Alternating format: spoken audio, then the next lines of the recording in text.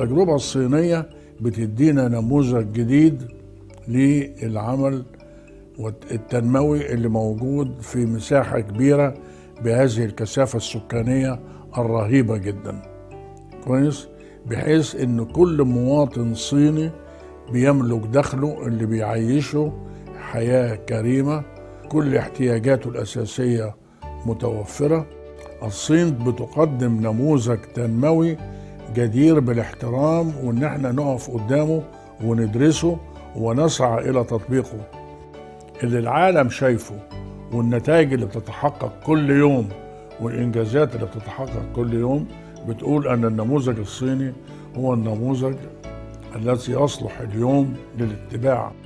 مفيش دولة تستطيع ان تحقق معدل نمو ثابت في ظل عالم متغير الا اذا كان هذا الاقتصاد اقتصاد قوي ومبني على ركائز اساسيه لا تتاثر بما يحدث في العالم. الصين بتتفرج على اللي بيحصل في العالم وماشيه في طريقها.